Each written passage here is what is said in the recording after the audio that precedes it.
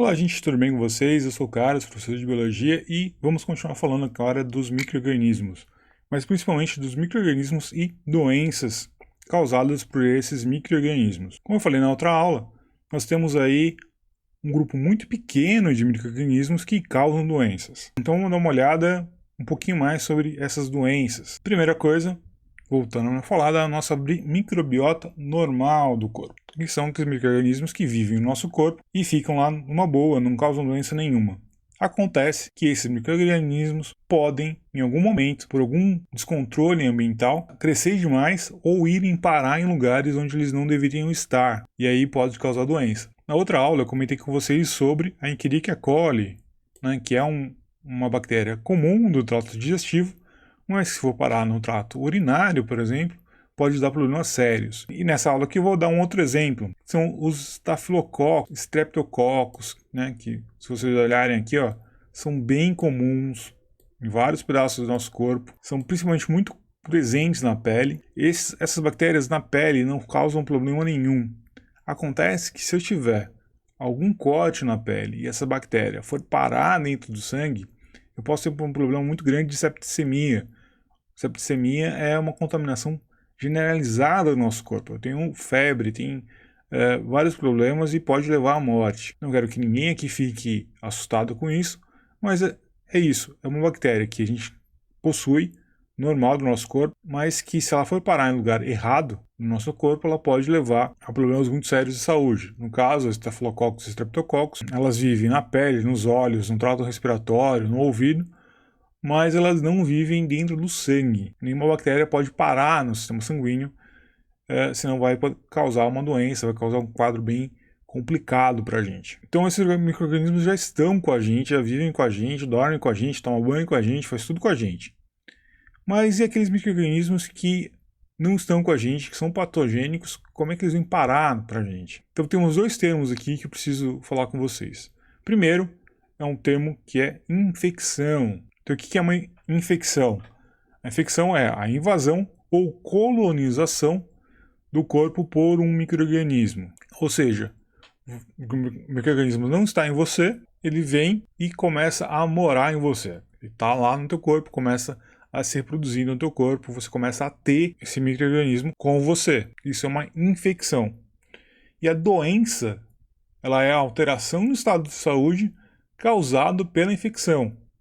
Ou seja, não é porque o micro-organismo veio parar em você, caiu no teu corpo, no teu olho, no teu nariz, que ele vai causar uma doença. E mesmo que ele consiga se reproduzir em você e ficar no teu corpo, como fazendo parte quase que da tua microbiota, ele pode não causar uma doença por muito tempo.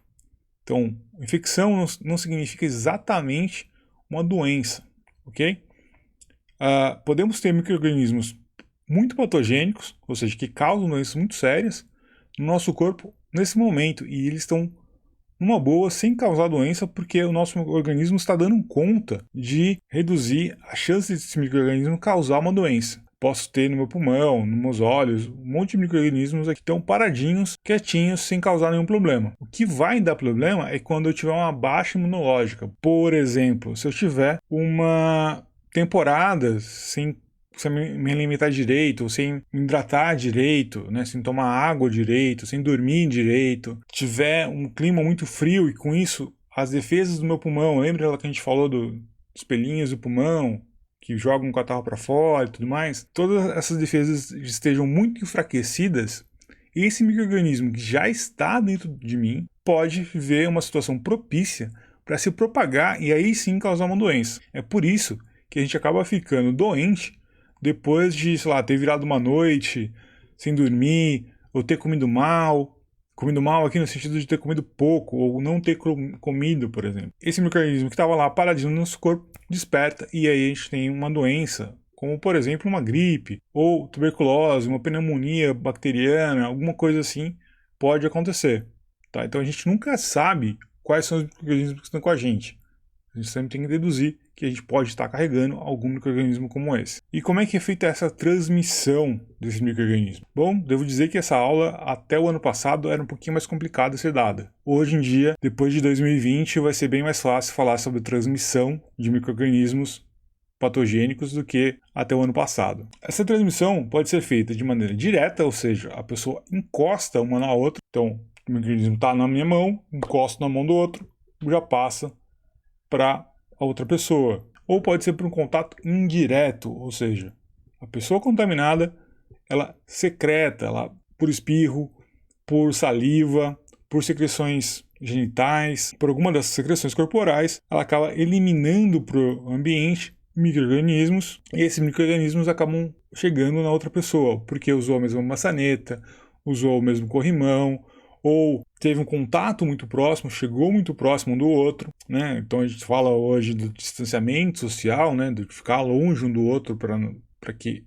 essas gotículas de saliva que saem da minha boca quando eu estou falando não cheguem até você. Então ela pode ser uma transmissão de contato direto, então uma pessoa encosta na outra de verdade, ou contato indireto, ou seja, as minhas secreções entram em contato com a outra pessoa. Essa transmissão também pode ser dada por vetores, e aqui, de novo, um exemplo que vocês conhecem muito bem. Temos aqui, então, o Aedes aegypti, que é esse mosquitinho bonitinho aqui, com essas listras brancas nas patas. O Aedes aegypti, todo mundo já ouviu falar dele, ele é o vetor obrigatório da dengue, da zika, da chikungunya, e talvez aí da febre amarela e outras doenças. E também da febre amarela, embora aqui no Brasil o Aedes já não é mais tão comum assim de transmitir a febre amarela. Mas o que acontece? Esse mosquito pica uma pessoa doente e acaba levando com ele o vírus para outra pessoa saudável e pica essa pessoa, então ele acaba servindo como um vetor de transmissão para a dengue. Vem um detalhe, é um vetor obrigatório, ou seja, a dengue ela tem que passar pelo mosquito Aedes para passar de uma pessoa para outra. Uma pessoa que esteja com dengue, ela pode abraçar, beijar. Você não vai pegar a dengue da pessoa, você vai pegar a dengue do mosquito.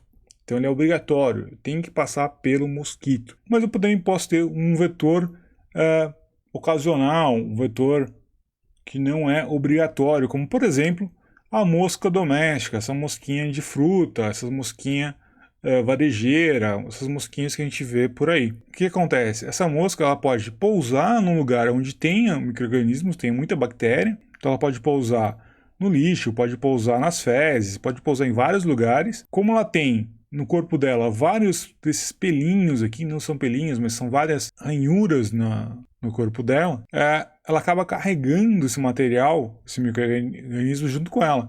E aí quando ela vai pousar em outro lugar, ela acaba levando essas bactérias, estes fungos ou até mesmo algum tipo de vírus, ela pode eventualmente carregar, de um lugar para o outro e acaba contaminando essa fruta, esse alimento. E a gente acaba, se a gente comer essa fruta, esse alimento sem lavar, a gente vai ter problema de saúde, ser contaminado, ou melhor, ser infectado por esse micro-organismo, podendo ou não gerar uma doença. Dependendo do micro-organismo, acaba levando a um quadro de doença. Então a diferença aqui é que, no caso da dengue, do vetor como o Aedes aegypti, se a gente eliminar o vetor, a gente elimina a doença não passa mais. No caso da mosquinha, se a gente eliminar a mosca, a doença continua ativa, porque eu posso passar essa contaminação de um lugar para o outro sem precisar da mosquinha. A mosquinha é só um vetor ocasional. E outra forma de transmissão de micro-organismos ou de contaminação de micro-organismos está pela água contaminada. Então, aqui tem um lugar de esgoto não tratado, que é principalmente a fonte de micro-organismos patogênicos, mas eu também posso ter alimentos contaminados, seja no campo, seja no manuseio, no transporte. Então, como eu falei lá, a mosquinha pousou nas fezes do animal e pousou na fruta e deixou ali algum micro-organismo, alguma bactéria, algum esporo de fungo, alguma coisa assim, naquela casca da fruta. Então, se a gente comer uma fruta ou um legume sem lavar, a gente pode estar assim se contaminando com esta fruta ou com esse legume. E também uma outra forma de contaminação com micro-organismos são produtos industrializados que foram mal conservados ou foram mal processados. Vocês devem ter ouvido falar do botulismo. Botulismo é uma doença causada por uma bactéria que cresce principalmente em conservas, nesse caso enlatados, palmito, algumas coisas que foram mal processadas ou mal armazenadas e que pode causar um caso de paralisia muscular muito forte. Para finalizar esse vídeo, eu queria dizer para vocês que o número de micro-organismos que causam doenças na gente não é tão grande assim, mas a gente tem que prestar bastante atenção. Eu não quero que ninguém se assuste com o que a gente acabou de falar, mas é só uma questão de prestar atenção nos hábitos alimentares, tomar cuidado e prestar atenção principalmente no seu corpo, nos sinais que a gente tem quando a gente fica doente. Então eu espero que vocês tenham gostado do que viram até aqui.